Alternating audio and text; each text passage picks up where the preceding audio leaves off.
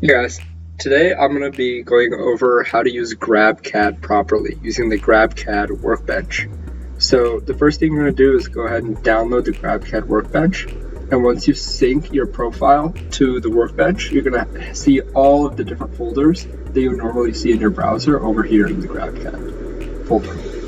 And so looking at 2022 First Rapid React, the first thing it's going to ask you to do is download all the files from the folder.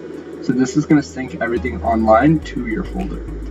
I'm not going to download all of them just because there is a lot in here, but just to show you how it works, I'm going to download these two.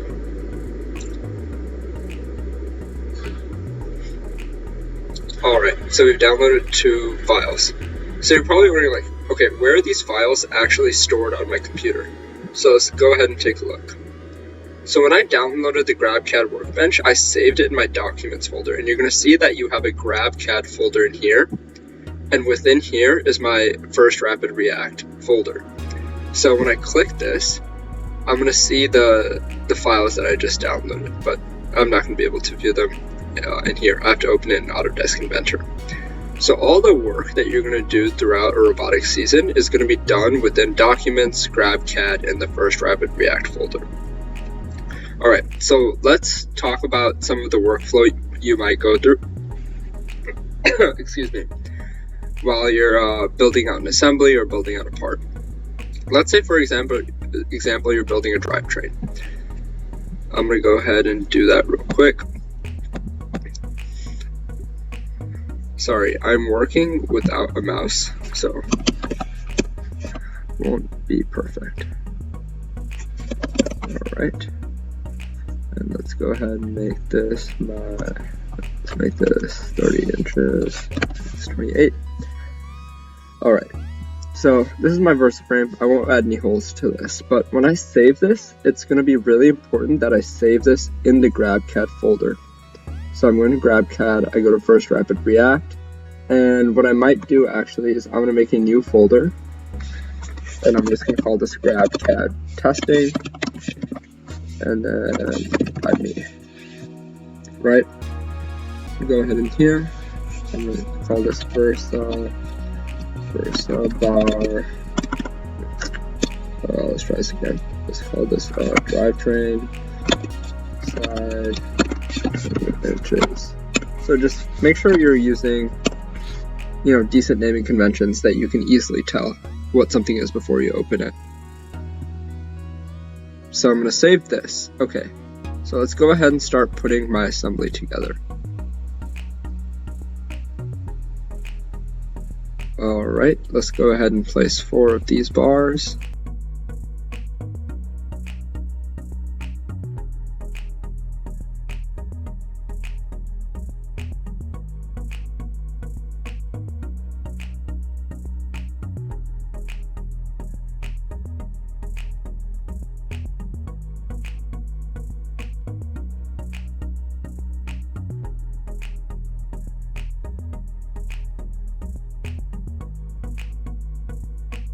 I have this assembly, let me save this. Now it's called test, drive, corner, version 1. Alright, so now I have this assembly saved, right? When I go to GrabCAD, the workbench, it's going to ask me to upload some files. And so you're going to see the two things that I made here, the 28-inch long VersaFrame piece and the overall assembly. So I can upload these right now, but I actually want to add something else before I continue. What if, excuse me, what if I need to download something from online and add it to my assembly? One great example of this is going to be downloading whole assemblies such as this swerve drive. And so what we're going to do is go over and find the CAD. You know what, let me just grab this first one. Oop, that is not a step file. Okay. See, I've downloaded this as a step, and so the issue is that step files can't be a part of IAM assemblies, and then only because they can't be displayed properly on the GrabCAD website. So what you're first going to do is go to Inventor, open the file you just downloaded, and Inventor will automatically convert this assembly from a step file into an IAM file. Okay. Actually, I don't think this is the right one. Let me try this again. Yeah. Let's go to all files. There we go. Let's go ahead and open this. And you'll see that when the step file actually opens, Inventor just knows to convert it into an assembly file. So let's go ahead and click OK. Give us a second to load.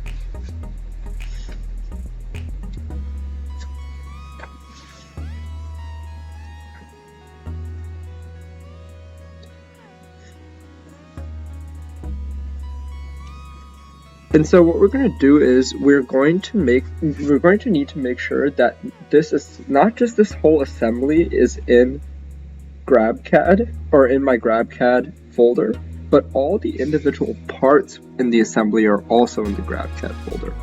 And there's a little trick we're going to use to make sure this happens properly. So yeah, the CAD looks kind of gross, but this is what we're going to do. So right now it's an IAM, right? What we're going to do is we're going to use this feature called Pack and Go. And so Pack and Go is going to allow you to export all the individual parts, not just the overall assembly.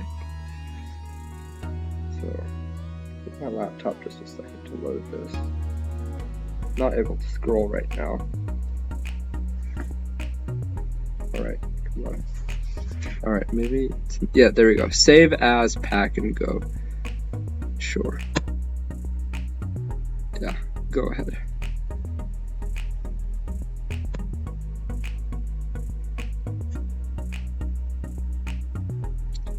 So we're going to give that a second to load. And so Pack and Go is going to put all of these individual IPTs into a folder for me. And I can put that entire folder into GrabCAD. And you're going to see how that works in just a second. Sure. And so, yeah. Now I want to see where I want to save it. Okay, I just hit search now. Alright, everything's good. And then I'm going to hit start, and it's going to do all of the packaging for me right now. Alright, looks like everything is done. Alright, now I'm going to see where that folder ended up.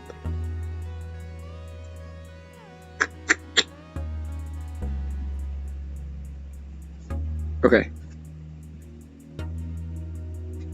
We're going to try this one more time. Save as Pack and Go. Go ahead, find reference files, destination folder. This is the mistake I made. So my destination folder is going to be GrabCAD, First Rapid React, in this folder that I made. There we go. Now we can search, start. This should take like 2 seconds, and we are done. All right. So now, when we get back to our overall assembly over here, when we want to place something, we see all of our files from our Pack and Go. And so, what you might actually want to do is put all of these files into one other folder so it doesn't get as confusing. And you know what? We could do that right now. SDX store. Alright, so I'm just going to put everything from here till here, not including this, into my folder. Awesome. So now I'm going to go inside here. Alright, cool. We can just we can just open our entire assembly.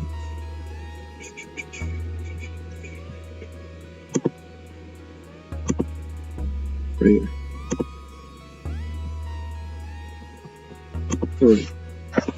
And so we can constrain it however we need to.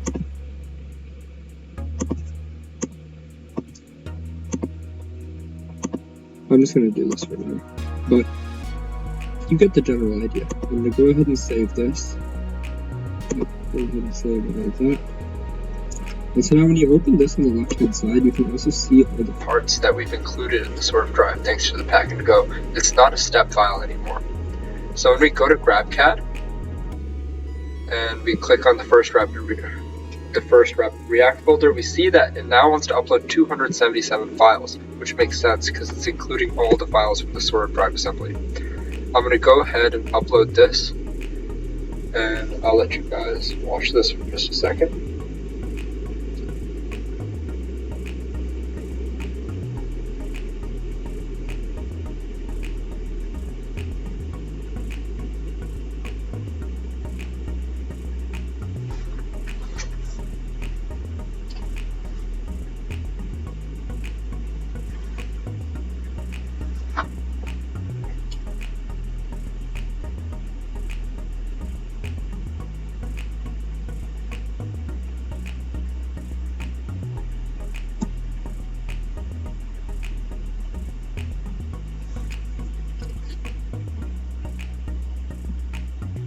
Alright, so everything now has been uploaded to the first Rapid React folder online. Let's go ahead and see how that looks online now. So if I go ahead to my workbench online, and I open up Rapid React, we'll see in the project updates that these are all the files that I just added, the 277 files, right?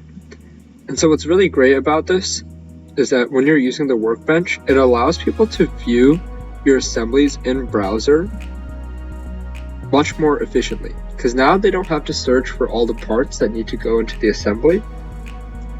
GrabCAD has already sorted out and taken care of how to display your components on the web, because internally in Autodesk Inventor, it knows how the parts are stored and connected. But GrabCAD isn't Autodesk Inventor, so it has to do a little more work to get your assembly file displayed.